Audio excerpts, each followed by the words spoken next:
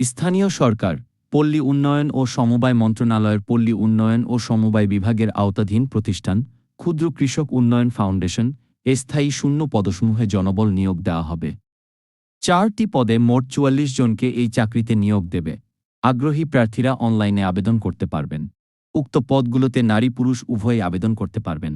আগ্রহ ও যোগ্যতা থাকলে আপনিও আবেদন করতে পারেন। পদের নাম: উপজেলা ব্যবস্থাপক। পদ সংখ্যা 10টি। শিক্ষাগত যোগ্যতা: স্নাতকোত্তর বা সমমানের ডিগ্রি। বেতন স্কেল 16,000 থেকে 38,640 টাকা পর্যন্ত হতে পারে। 2 নম্বর পদের নাম: মাঠ কর্মকর্তা। পদ সংখ্যা 25টি। শিক্ষাগত যোগ্যতা: এইচএসসি বা সমমান পাস। বেতন স্কেল 10,200 থেকে 24,680 টাকা পর্যন্ত হতে পারে। 3 নম্বর পদের নাম: অফিস সহকারী কাম ডাটা এন্ট্রি অপারেটর। পদ সংখ্যা 7টি। শিক্ষাগত যোগ্যতা: উচ্চ মাধ্যমিক পাস। বেতন স্কেল 10,200 থেকে 24,680 টাকা পর্যন্ত হতে পারে। আপনারা যারা আবেদন করতে চাচ্ছেন, আপনারা আমাদের হোয়াটসঅ্যাপ নাম্বারে যোগাযোগ করতে পারেন 013445501330।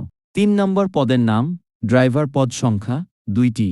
শিক্ষাগত যোগ্যতা: অষ্টম শ্রেণী পাস।